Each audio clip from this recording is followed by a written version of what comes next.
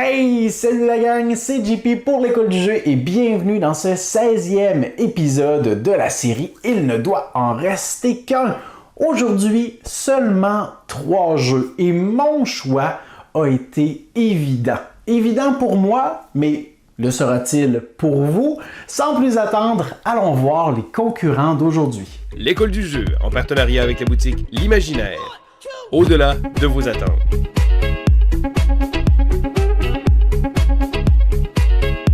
C'est donc aujourd'hui qu'on atteint le mur de la pièce parce qu'on conclut avec le 16e épisode la deuxième rangée de ma ludothèque. Et aujourd'hui, seulement 3 jeux à vous présenter, mais avant de vous en parler, laissez-moi un peu vous expliquer le changement de la disposition de la case parce que ce n'est pas exactement tous ces jeux qui se trouvaient dans ce compartiment.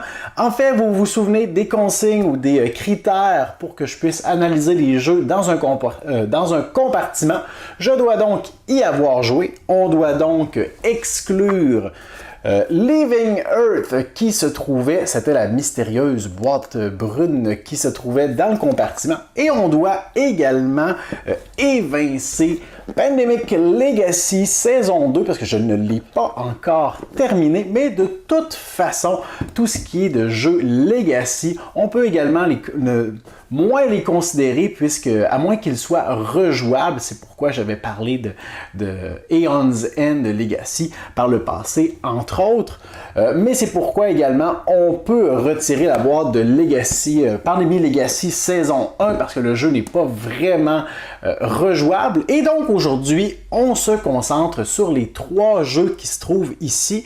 Comment j'ai structuré ma restructuration de mon compartiment? Eh bien, j'ai décidé de trouver une espèce de point commun tant qu'à restructurer le compartiment. J'ai donc choisi des jeux avec des franchises God of War, Marvel et Star Wars, mais également des jeux qui sont coopératifs, qui sont très thématiques également. Alors, nos 3 concurrents d'aujourd'hui, God of War The Card Game, Marvel Champions et Star Wars Assaut sur l'Empire. C'est maintenant le moment où je vous invite à mettre la vidéo sur pause, à me laisser un pouce vers le haut tant qu'à mettre la vidéo sur pause, à vous rendre dans la section commentaires et m'inscrire parmi ces 3 seuls titres.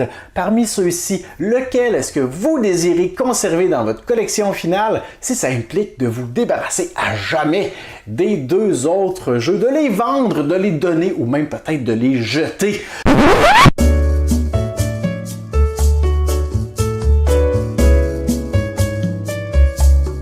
Maintenant que c'est fait, procédons à la présentation de chacun des titres et on commence aujourd'hui avec God of War The Card Game, un jeu coopératif pour 1 à 4 joueurs. Oui, il est possible d'y jouer en solitaire et vous allez y jouer de la même façon que si vous jouiez avec d'autres partenaires de jeu. Vous allez incarner les personnages de l'univers de God of War et vous allez partir en quête, en mission. Dans le jeu, je crois, il y a au moins 6 quêtes, si je ne me trompe pas.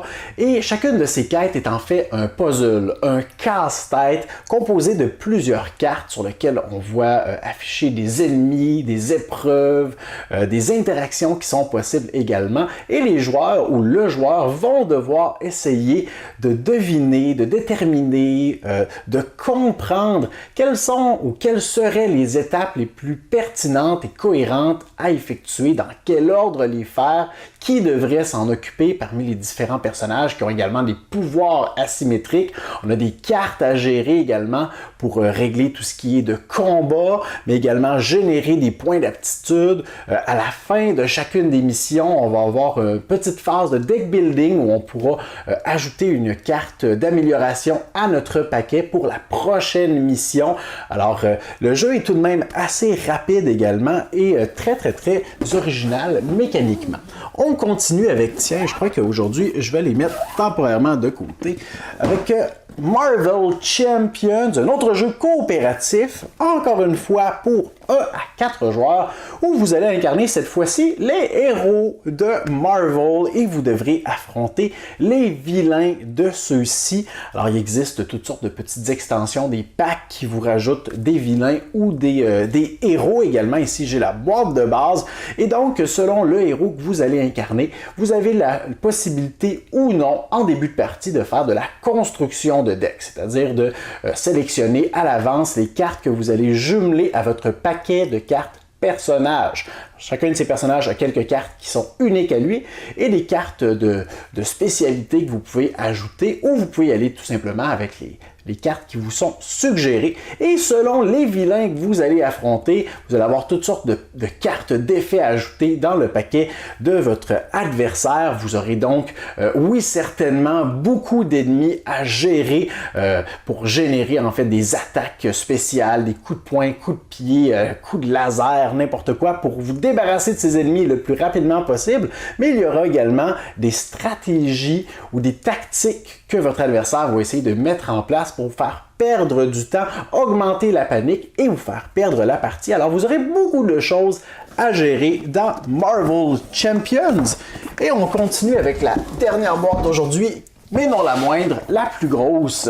Il s'agit de Star Wars Assaut sur l'Empire. Un jeu encore une fois coopératif, mais avec un petit bémol pour en fait 2 à 5 joueurs. Il est possible avec l'application aujourd'hui d'y jouer en solitaire, il est possible d'y jouer en mode full co-op également, mais normalement lorsqu'on décide de jouer avec les règles qui sont là-dedans, on joue en mode tous contre un. Alors, on a un joueur qui va jouer le Mastermind, un peu comme le Dungeon Master, celui qui va jouer l'Empire, les forces de le côté sombre de la force. Voyons, je cherche mes mots. Le côté sombre de la force, alors que tous les autres joueurs vont jouer les rebelles, les Jedi, entre autres, et vont devoir essayer de progresser de mission en mission et de entre chaque mission, leur paquet de cartes, leurs attitudes vont se développer. Alors, il est possible d'y jouer en mode affrontement, tout simplement,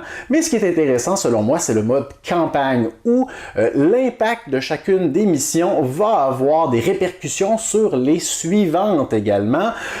Par contre, ce n'est pas un jeu legacy en soi. Il est possible d'y rejouer sans problème avec d'autres joueurs. On ne fait pas nécessairement toutes les missions, parce qu'on a des choix de missions secondaires à effectuer plusieurs fois dans la partie. Les missions il est possible de les résoudre de différentes façons, en optant pour différentes stratégies également, et c'est tout un tour de force que les joueurs devront faire côté communication pour essayer de contourner les plans machiavéliques du joueur qu'ils affrontent, qui incarne l'Empire. Alors, comme vous le constatez, ces 3 jeux tout de même qui se distinguent malgré quelques ressemblances, du moins pour les 2 premières boîtes que j'ai mentionnées, parce que ce sont tout de même des jeux de cartes. Mais si je devais n'en choisir qu'un, s'il ne devait en rester qu'un parmi ces 3 jeux, je choisirais... J'aurais des bonnes choses à dire sur chacun de ces jeux, mais je n'hésite même pas, je choisirais Marvel Champions, qui est simplement trop bon. C'est fluide, c'est rapide. Quand on y joue en solo ou à 2 joueurs, ce n'est pas un jeu par contre que je jouerais à 4 joueurs. Mais c'est thématique, j'aime incarner les héros de ma jeunesse et raconter l'histoire, imaginer ce qui est en train de se passer quand on affronte l'adversaire, voir les revirements de situation, comment moi et mon partenaire de jeu, on va essayer de régler, de dealer avec tout ça. Vraiment, vraiment super. En plus, avec des personnages supplémentaires qui sont disponibles à l'achat, ça rajoute encore plus de variabilité. Alors, Marvel Champions, c'est mon choix d'aujourd'hui. Après 16 épisodes, j'ai sélectionné 16 jeux qui feraient partie de ma collection fictive finale de jeux que je désirerais conserver dans ma collection. Voici les 8 derniers titres que j'ai sélectionnés. Les Châteaux de Bourgogne, Robinson Crusoe, Trickerion, Altiplano, Yokohama, Terra Mystica et Time Stories. Aujourd'hui, on ajoute à cette pile Marvel Champions et j'ai maintenant hâte d'aller vous lire dans les commentaires pour vérifier quel est votre choix d'aujourd'hui. Vous pouvez également faire un topo des choix, des jeux que vous avez décidé de conserver dans les 8 derniers épisodes et au terme de cette série, nous pourrons regarder ensemble tous les jeux que nous avons sélectionnés. Laissez-moi un pouce vers le haut si vous avez bien apprécié la présentation d'aujourd'hui. Considérez vous abonner à notre chaîne si ce n'est pas déjà fait et moi je vous dis à la semaine prochaine.